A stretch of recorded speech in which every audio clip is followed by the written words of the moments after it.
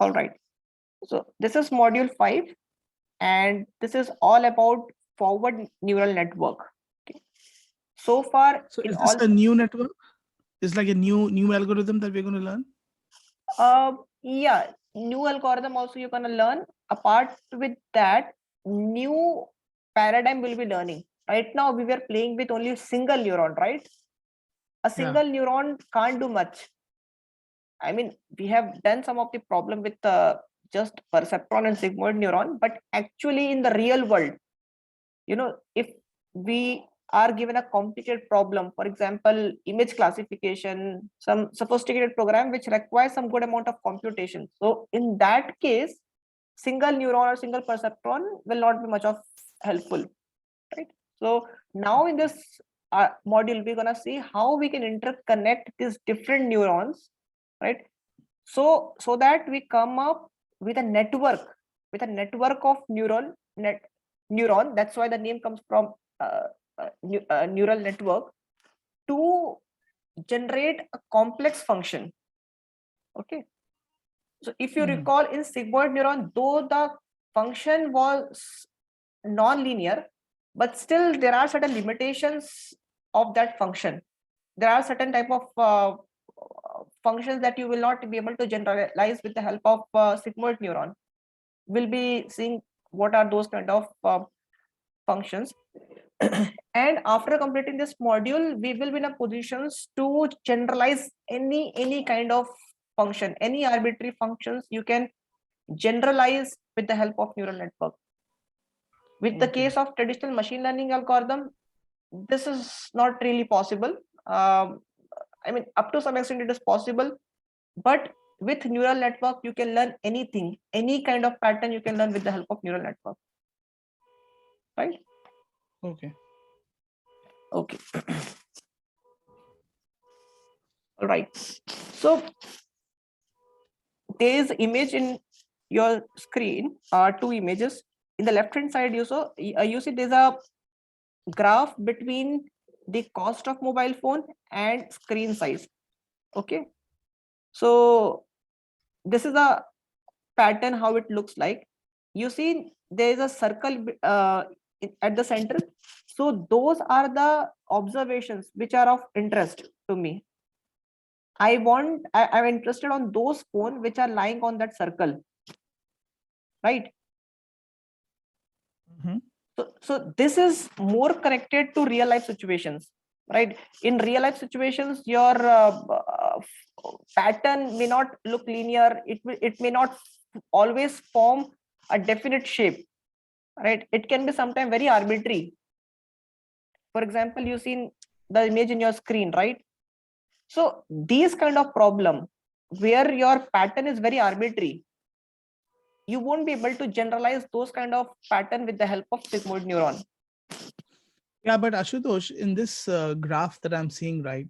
Can you further elaborate that? What does that? What is it trying to show in that graph? Like, Yeah. all the reds. Why are the reds in between, and why the blues are spread out? Like, what does that mean? Yeah. I was about to come to that part. Here, this is the record coming from mobile phone, right? So these are the two specifications. One is the screen size, the other is the cost. Okay, and this is the graph between that. Now, the color you are seeing, it is representing the label, whether I like that phone or did not like the phone. Okay, so you see all the record which is inside this red circle. Those are the phone which I actually liked. These are having the label 1, and these all are the phone which I did not like. So the label is 0. Okay, so you see, I am a kind of a person who likes the phone which is having screen size between 3.5 and 4.5. Means I don't want to have a phone which is having too big screen size. I don't want to have a phone which is having too small screen size. Similarly, I'm a kind of a person who do not like to buy a very expensive phone, a phone which is above to 12K. Also, I do not want to buy a phone which is very cheap in price, because it may not suffice my specifications, right? So you see, you'll see lot of audience, lot of customer base, which would prefer to buy a phone that would lie within this red circle. Are you able to follow till here? Yeah, but see, below the red circle, right? So below red circle, there are some blue dots, right? That Yes, means those dots imply point to the phone where the screen size is between 3.5 and 4.5, but their price is low. yes, Yet I am not liking them. So yes. why, like, even though their price is less?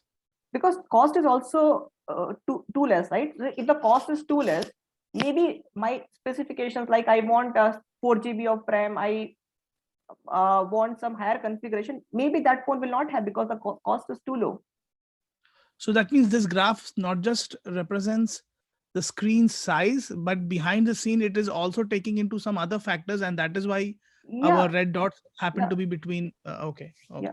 okay. Just simply ask this question to yourself: would you like to prefer buy a phone which is very less in price? No, right? Yeah, no. Normally we would prefer to buy a phone of mid range, not too expensive, not too cheap, Yeah, right? Not phone which is having too big screen size, neither a phone which is having too small screen size. Somewhere between the worst and best, right? Moderate. So these observation you're seeing inside this red circle, it is representing a customer base which are more like a middle class people, right? Which want a moderate purchasing. Okay. So I want yeah, to segregate these people. I want to segregate these phone which is having these specifications from the rest of the record, right? So that means what? I need to draw some decision boundary which would look like which would look something like this. Then only I'll be able to segregate these yes, record from the rest all. yep, Whereas my sigmoid function, if you'll see, my sigmoid function looks something like this. Although you can change its slope, you can change its orientation, you can shift leftward, rightward, but there's no way that you can come up some decision with some decision boundary that would look circular in nature, circular in shape through sigmoid neuron with just single sigmoid neuron, right? So yes, in this case, sigmoid neuron will fail, right? That means what? We need to come up with functions, some complex functions that can generalize these kind of data, and definitely sigmoid neuron is not capable of doing that. Okay. So if I have to elaborate this graph further, it would look something like this. Just imagine a 3D view of it, right? If I have to segregate this red points from this rest of the blue points, what I can think of is like I can create something, some function like this, right? Where all the points which are lying in this area, which will have label 1, and all the points which are lying beyond this point, it will have label 0. So it's just a 3D representation of this one. Okay. So I want to come up with a function that looks something like this for solving this particular problem, right? What if suppose your function is something like this? If the pattern your data is like this, something like this, right? Again, the sigmoid neuron will not be able to generalize this. Okay. So how do we solve this kind of problem where the pattern in the data, it's not really clean and look something which can be easily generalized by any function? So that is the space where we have to come up with the neural network. Neural network can generalize any sort of function, and we will see how. Is it clear? And in the real world, trust me, this is this kind of pattern is more apparent compared to, you know, getting a clear linear pattern between X and Y, or getting little bit of non-linearity between your data points. Those are less frequent cases. More Can you frequent. explain, Ashutosh, once again the graph on the right, where Yeah. you are telling, right, that label is inside one and outside? I mean, it's a 3D. So how does 3D like you represented that? I want to understand. Yeah. See, in your x-axis, you are having screen size, right? This is Yeah. your x-axis. This is the y-axis. And the label is, sorry, this is your, yeah, you can see it y-axis, this is x-axis. And for time being, you just see it as a z-axis. Okay. And your z-axis is the label, right? Which will be 0 or 1. Okay. So you see, if I have to generalize, if I have to capture this pattern, I need to draw some function like this. Some function like this, right? That function is moving along Z, right?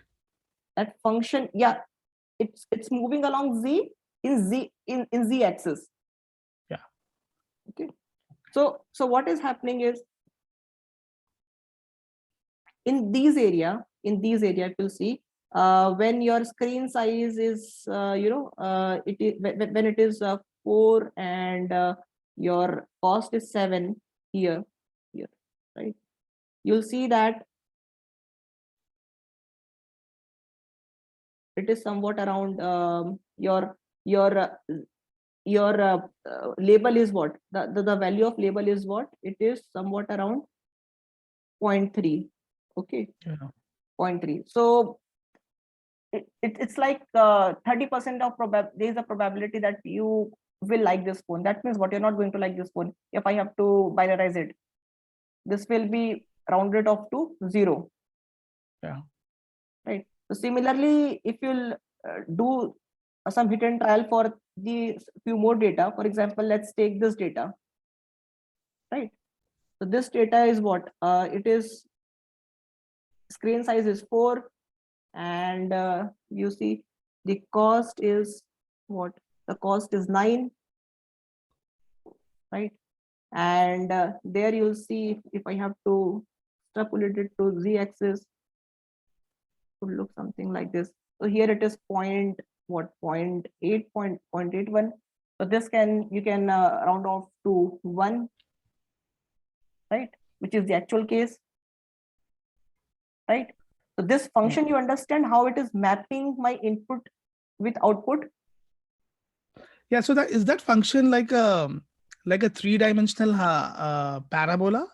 Is it like a 3-dimensional where this line is everywhere, or is it just Yeah. like 1 dimension as I'm seeing as No. you have drawn it? It is definitely 3-dimensional, because we are having 3 data points, right? We are having screen size, cost, and we are having the label in another direction. Okay. Right. Main thing is, we want to come up with a function that will establish a relationship between your x and y, your input and output, right? Okay. So this is a function where if I'll put the value of my inputs, I'll be getting output which will be in sync with the true label, right? So here you can try it from yourself also. You take any value, you take any arbitrary point, right? Map it with input and see what is the output. Let's do it for one more point. Okay. Shall I take this point? Let me take this point. This point. Okay. This is the point I'm gonna take. So this is my screen size. Screen size is what? It is somewhat around 4.2. What is the cost? The cost is 6, right? And what this function is giving me, the label, if I have to extrapolate it in z direction,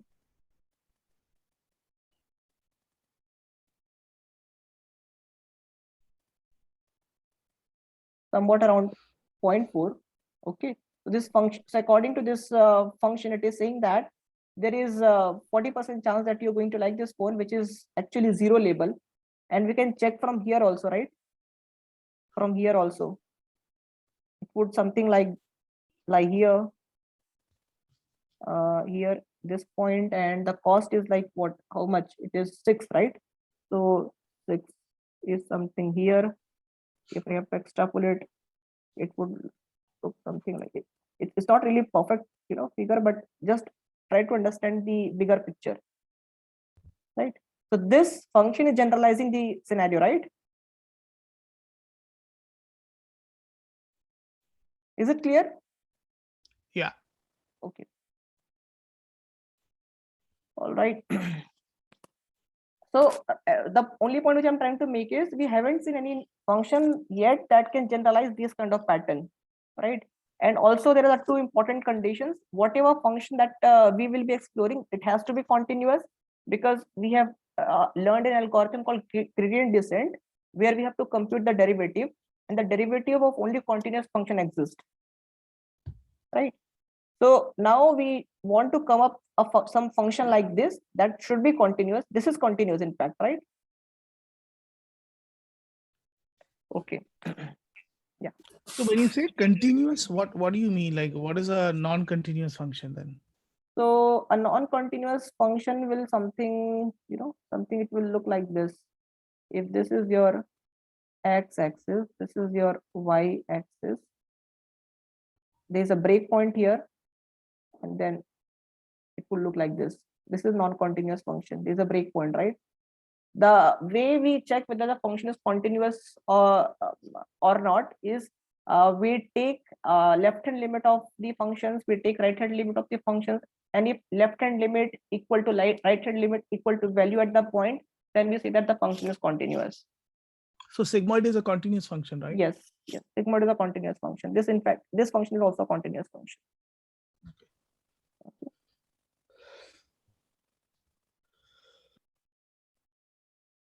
Similarly, in this pattern also your sigmoid neuron will fail.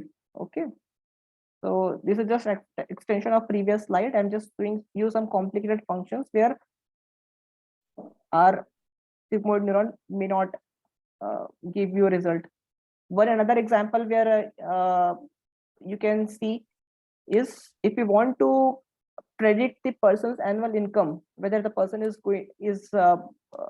earning more than 50K a month or less than 50K month by the age and his number of hours per week, and we have the data available with us, we'll see that the pattern will not look linear or anything of sort which can be represented by sigmoid. So my only point is most of the real life cases, the functions are very arbitrary and they cannot be generalized through sigmoid neuron or perceptron. Okay.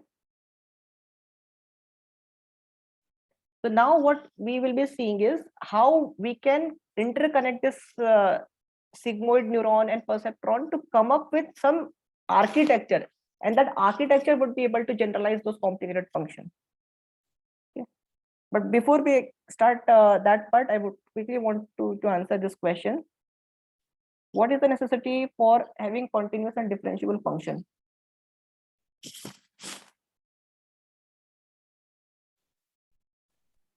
There are 3 options. To obtain consistent solution? No. The answer is that for gradient descent, the gradients are computed using derivative. Just how I told that we want continuous functions because we have learned an algorithm called gradient descent, and that has to compute derivative, right? So if the function is not continuous, we will not be able to apply gradient descent. The option is 2. So what is the necessity of having continuous and differential function? So is the differential another name for continuous? No. They both are different things. But if a function is continuous, then only it will be differentiable. If the function is not continuous, it won't be a differentiable function. Okay. When you say differentiable function means a function with derivatives can be applied to it. Yes. Okay. You cannot compute the derivative at breakpoints, right? The derivative can only exist when there is a function and there is a value associated with it. Yeah. So answer this question. Limited representation capacity makes simple neuron like sigmoid neuron unfit to most real world problems. True. Yeah. Okay. Right. So these just small intuitions that I want to give that will help you for the upcoming points. Now, how do we come up with different houses of different architecture? If you'll see the basic component of any house of any shape, of any size, the basic component is bricks, right? Yeah. It is the way we interconnect this brick which will create the difference. So same thing applies from neural network also, right? No matter what kind of problem you want to solve, the fundamental building block will be neurons always, right? Everything matters is how we interconnect this neuron together to solve that particular problem. Okay. Okay. Now this may be a little bit of intimidating at the first glance. So now this is what we would like to, build. So far we have been working with this part, right? Now we have to come up with interconnection of neurons to come some architecture like this, because this is how our brain looks, right? This is how the actually neurons in the biological brains are connected. Right? So this is the architecture we want to come up with. Now this architecture, so this interconnections can generalize any kind of function. And actually the theorem also, that theorem is called Universal Approximation Theorem, that says that sorry, a deep neural network of neurons can approximate any function between input and output. Okay.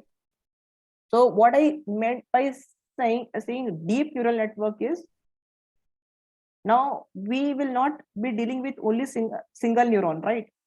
We will be dealing with network of neurons. So suppose in my input I'm having these 3 neurons. Okay, these 3 neurons are taking input. It is taking x1, it is taking x2 and x3. Okay, and there is a 2 neuron and there's an output neuron. Okay, so this is interconnected with this one, this is also interconnected with this one, this is interconnected with this one, this is interconnected with this one, like this. Okay, and with each interconnection there will be some weight associated, right? So here I am saying that this is 1 1, here I'm saying that 1 2. You can imagine, right? So there'll be weights associated to each interconnection. Okay, and finally these 2 neurons are interconnected to this one, and this is giving you an output y hat. This is the prediction. And they are same neuron, like all of these are sigmoid neurons? Yes, they all are sigmoid neurons. For now you can imagine that all neurons are sigmoid neurons.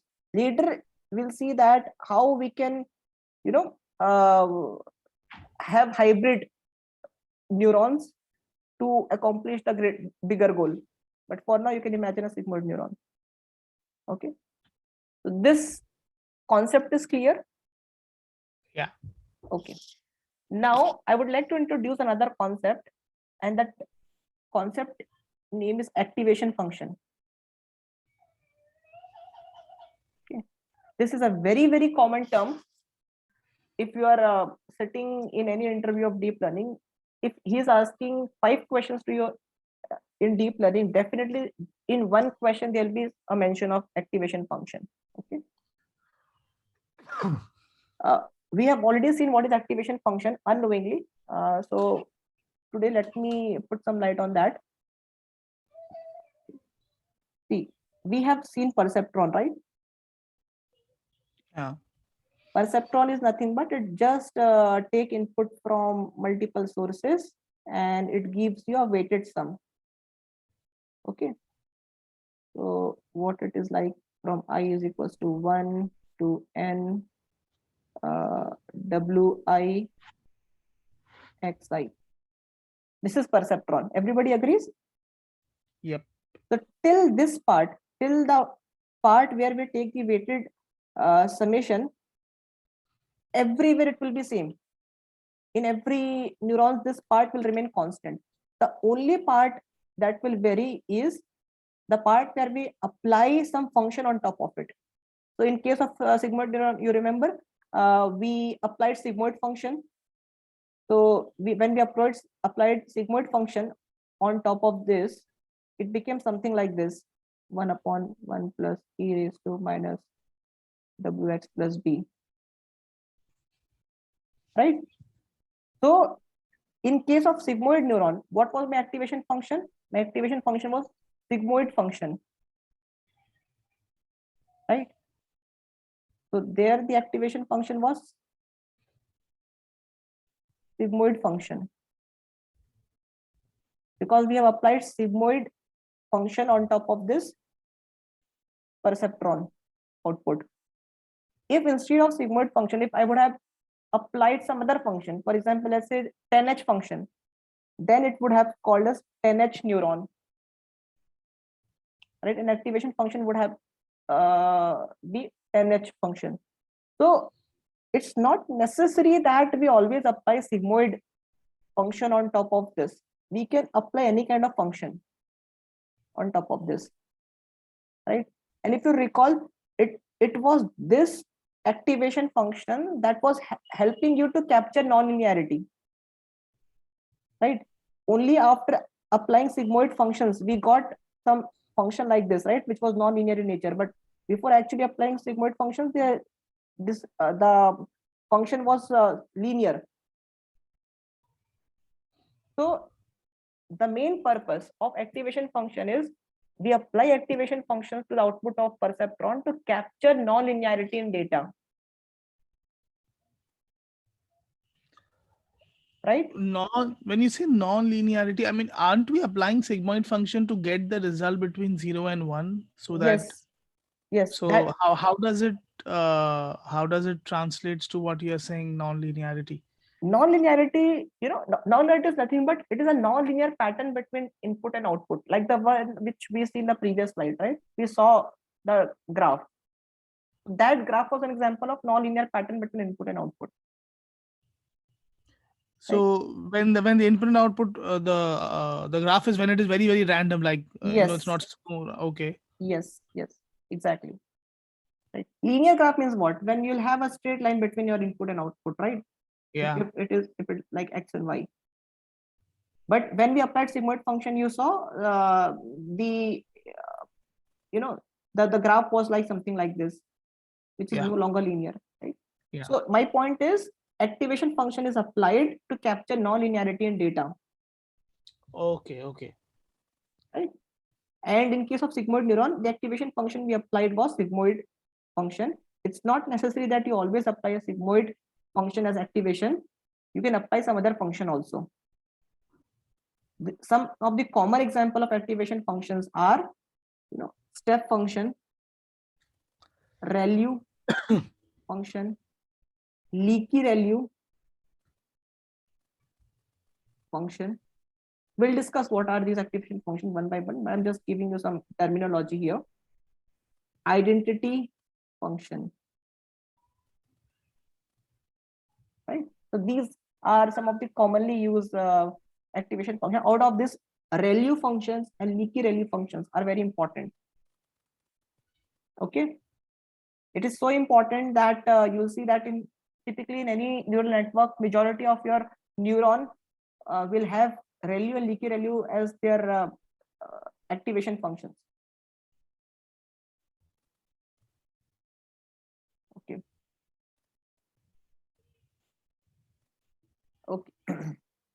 Yeah, we have 7 minutes. I think I can cover this part also. So you must be thinking now, how exactly this universal approximation theorem, it's a very tall claim. When we say that I can generalize any sort of a function from my neural network, you must be thinking how exactly this network is generalizing, right? So let me show you a proof of this, and after that, you will be convinced that we leverage great power when we interconnect these neurons, and we can generalize any functions. This is a random function, right? Yeah.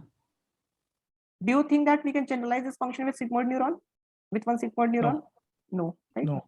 Now see here what trick actually this neural network does is, if I break this a continuous function, a random function, into small towers, this rectangle, right? You can consider this rectangle as one tower,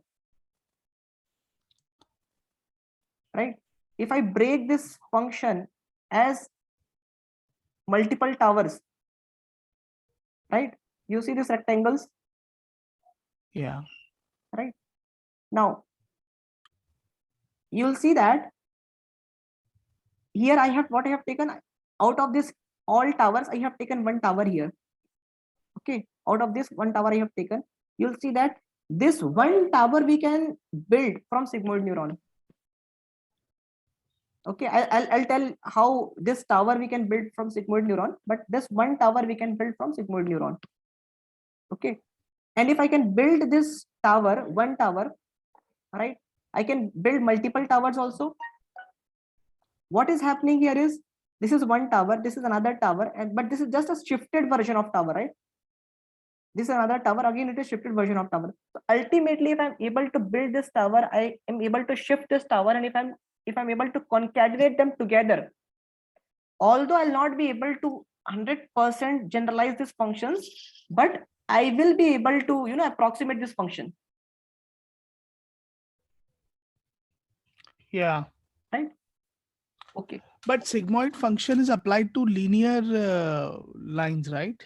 Or to non-linear lines?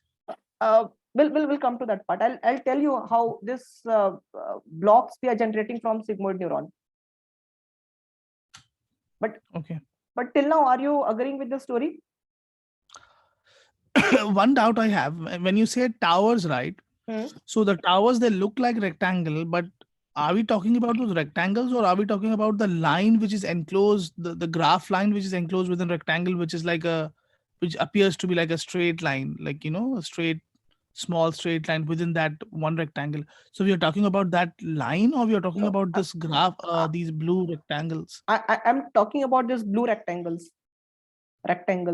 Right? So see here, if this is my function, okay, if this is my function, if I can, you know, if I can break this function in form of small tower, for example, this one and this,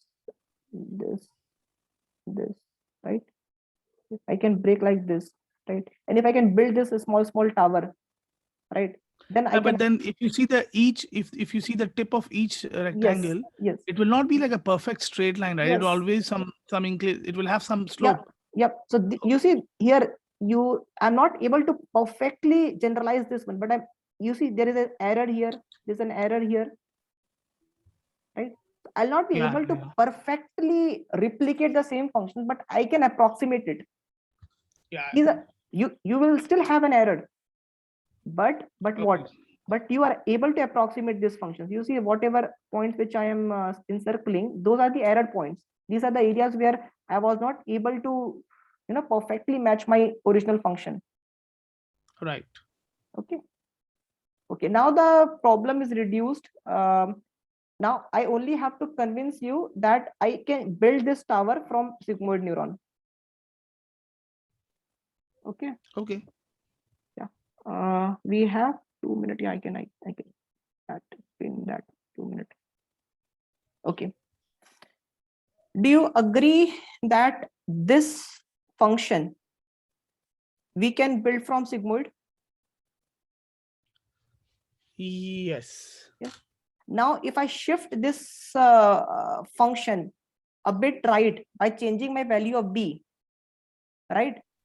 Then I can, you know, I can build this function also. This is nothing but this is a Yeah. shifted version of this one. Yeah. If I subtract these two functions together, I'll be getting some function like this, right? So this Why would function, we get a function like that? Like, I don't know. I mean, I'm just assuming that if you subtract, that is how it comes. yeah, that is how it will outcome, because so you can literally subtract this two thing, right? You can subtract this function and this function. Only those part. Oh yeah. You're right. I understood. Yes. Right. Yes. Only the part which is in common in between them, that will remain. Rest all thing will vanish. Yep. Right. So this graph, this function, I was able to generate from sigmoid neuron by for some value of W and B. This again I have able to build from sigmoid neuron for some value of W and B. Right. Only the thing is I need to learn that specific W and B. Right. If I learn that specific W and B, I'll be able to make this tower. And if I'm able to build one tower, I can build n number of towers, and all the thing that is left now is to combine this tower together to approximate the function which we just saw. But Ashutosh, these towers will always be separated by some space, right? So how we will make that perfect Why it function will remain separated? So if you see the picture, right, if you go back to the earlier slide, so you did a difference between these two functions, right? So you see the function has a value in between, right? Otherwise, on the left and right side, it's 0. Let me clear this doubt in the next call because it is going to drop in 2 seconds. I'll spin another bridge. In that we can discuss this one. I'll clear this point for you. Okay, don't worry about that.